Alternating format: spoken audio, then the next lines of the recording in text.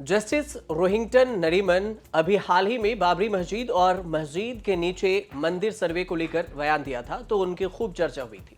हालांकि अभी उस बयान पर चर्चा थमी भी नहीं कि रोहिंग्टन नरीमन ने एक बार फिर से आरक्षण पर बयान दे दिया है। रोहिंग्टन नरीमन ने आर्थिक रूप से कमजोर वर्ग ईडब्ल्यूएस के लिए 10% आरक्षण को लेकर बयान दिया। उन्होंने कहा कि संविधान में 103वें संशोधन के माध्यम से आर्थिक रूप से कमजोर वर्गों के लिए 10% आरक्षण लागू करना संविधान को उलटने जैसा है। इस संबंध में जस्टिस नरीमन ने 2022 में 3-2 के संविधान पीठ के फैसले में ईडब्ल्यूएस आरक्षण को बरकरार रखने के लिए सुप्रीम कोर्ट की भी कड़ी आलोचना की थी। बार एंड बेंच की रिपोर्ट के मुताबिक जस्टिस रोहिंग्टन नरीमन ने कहा कि इस संशोधन में भी हासिल किया गया है और वह संविधान के उलटने से कम नहीं है। उन्होंने कहा कि संविधान निर्माताओं ने कुछ समुदाय के प्रति ऐतिहासिक गलतियों के कारण उत्पन्न सामाजिक असमानताओं को कम करने के लिए आरक्षण की परिकल्पना की थी और संविधान निर्माताओं के इसके लिए कभी भी आर्थिक मानदंड की परिकल्पना नहीं की थी कि आर्थिक आधार पर आरक्षण दिया जाएगा। नरीमन ने कहा कि संविधान का अनुच्छेद 46 राज्य में जातियों जैसे एससी और एसटी अन्य कमजोर वर्गों के शैक्षणिक और आर्थिक हितों को बढ़ावा देने का अधिकार देता है। उन्होंने कहा कि मेरे अनुसार अनुच्छेद 46 आर्थिक मानदंडों के आधार पर वर्गीकरण को बिल्कुल भी उचित नहीं ठहराता। इसे सरलता से पढ़ने के लिए आपको पता चल जाएगा जब आप पढ़ेंगे तो अंतिम भाग में, संविधान के अंतिम भाग में 5 जजों ने इसे नजरअंदाज किया था। जस्टिस नरीमन ने कहा कि ईडब्ल्यूएस आरक्षण अनुच्छेद 46 के ठीक विपरीत है, क्योंकि इसमें ऊंची जाति के हिंदुओं, मुसलमानों और ईसाइयों को आरक्षण की अनुमति दी गई है, जबकि उन्हें कभी भी ऐतिहासिक रूप से कोई नुकसान नहीं हुआ। सुप्रीम कोर्ट के पूर्व जस्टिस ने यह भी कहा कि आप उन सभी को बाहर कर देते हैं जिन्हें शामिल करने की आवश्यकता है, जैसे कि एससी, एसटी और ओबीसी।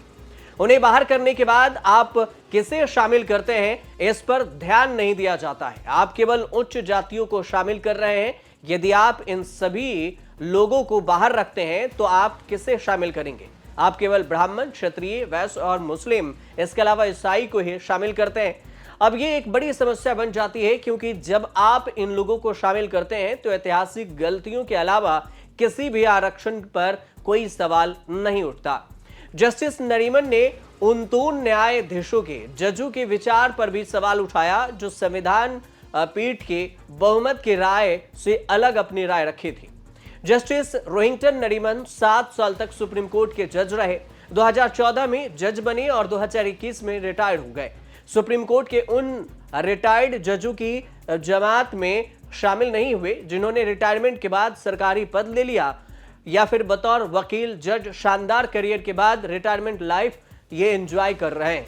अचानक जस्टिस रोहिंग्टन नरीमन चर्चा में आए और धर्मनिरपेक्षता और भारतीय संविधान पर उनका भाषण खूब वायरल हुआ, लेकिन उसके बाद उन्होंने अब ईडब्ल्यूएस आरक्षण को लेकर बयान दे दिया है। नरीमन ने अयोध्या पर सुप्रीम कोर्ट के उस जजमेंट पर भी बड़ा सवाल उठाया था जिसमें राम मंदिर बनने का रास्ता खुला। संभल हिंसा के बाद पूर्व चीफ जस्टिस डीवाई चंद्रचूड़ के मई 2022 के एक जजमेंट को भी उन्होंने निशाना बनाया। उन्होंने रूलिंग दी कि 1991 का प्लेस ऑफ वर्शिप एक्ट किसी पूजा स्थल की धार्मिक प्रकृति का पता लगाने पर रोक नहीं लगाता और उसी के बाद जगह जगह पर मस्जिदों, दरगाहों के नीचे मंदिर के दावे किए जाने लगे। अजमेर शरीफ दरगाह तक इसकी चपेट में आ चुकी है और खूब हंगामा हो रहा है। कहीं भी इस पर रोक नहीं लगी है। फिर भी जस्टिस रोहिंग्टन नरीमन को लगता है कि मस्जिद, दरगाह में मंदिर ढूंढने का ट्रेंड सुप्रीम कोर्ट के उसी जजमेंट से रुक सकता है। हर कोर्ट में अयोध्या पर सुप्रीम कोर्ट के जजमेंट के 5 पन्नों को पढ़ना चाहिए। उन्होंने कहा कि उन 5 पन्नों में संविधान पीठ ने लिखा कि 1991 के वर्शिप एक्ट लागू है और उसे संविधान मूल ढांचे का हिस्सा मानती है। रोहिंग्टन देश के उन 4 जजों में शामिल हैं जो वकील से सीधे सुप्रीम कोर्ट के जज बने। जिस कोर्ट में बतौर वकील प्रैक्टिस करते थे उसी कोर्ट में एक दिन जज बन गए। 2014 में मोदी सरकार के समय चीफ जस्टिस आर.एम. लोढ़ा की अध्यक्षता वाले कॉलेजियम ने रोहिंग्टन नरीमन को सुप्रीम कोर्ट जज बनाने की सिफारिश की थी। एक पारसी को सुप्रीम कोर्ट का जज बनाया गया था और उनमें सबसे दिलचस्पी कहानी यह है कि वकील जज होने के साथ साथ नरीमन पारसी प्रेस्ट भी रहे। पुरोहित बनकर पारसी लड़के लड़कियों की शादियां करवाते रहे और बेहद ही धार्मिक परिवर्ती नरीमन परिवार 22 साल की उम्र में पुरोहित बना दिया गया इन्हें।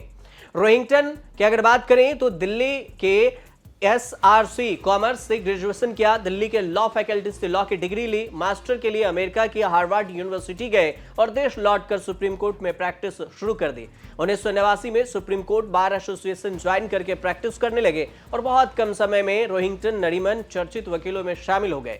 1993 में उन्हें सीनियर एडवोकेट बनाने का फैसला सुप्रीम कोर्ट ने लिया और तब उनकी उम्र 37 साल थी। सीनियर एडवोकेट का टैग लगाने के लिए 45 साल की उम्र जरूरी होती है और उस समय तत्कालीन चीफ जस्टिस वेंकटलैया रोहिंगटन नरीमन के लिए नियम बदलकर सीनियर एडवोकेट बना दिया। 1971 में उन्होंने सुप्रीम कोर्ट में प्रैक्टिस शुरू की। 1991 से 2010 तक बार एसोसिएशन ऑफ इंडिया के अध्यक्ष रहे और राज्यसभा के मनोनीत सांसद बनाए गए। पद्म भूषण, पद्म विभूषण जैसे प्रतिष्ठित सम्मान भी मिला। लेकिन इसके बाद एक और जिक्र हुआ कि इंदिरा गांधी की ने जब इमरजेंसी लगाई थी तो एडिशनल सॉलिसिटर जनरल हुआ करते थे इनके पिता, और इमरजेंसी के समय में नाराज होकर उन्होंने इस्तीफा दे दिया था। पिता की तरह रोहिंगटन ने भी समझौता नहीं किया और यूपीए सरकार में 2011 में रोहिंगटन नरीमन को सॉलिसिटर जनरल बनाया गया और उनकी कानून मंत्री अश्वनी, उस समय कानून मंत्री अश्वनी कुमार ने उन्हें 11 महीने में ही इस्तीफा दे दिया क्योंकि उनसे नहीं बनी थी कानून मंत्री से। उसके बाद 2014 में जब मोदी सरकार आई तो फिर रोहिंगटन नरीमन को जज बना दिया गया और उसके बाद से वो 2021 तक जज रहे और अचानक से अभी पिछले सप्ताह ही उन्होंने पहले बाबरी मस्जिद, राम मंदिर पर बयान दिया और अब EWS आरक्षण को अवैध ठहराते हुए उन्होंने ये बयान दे दिया है जिसकी चर्चा खूब हो रही है। आप देखते रहिए न्यूज़ तक।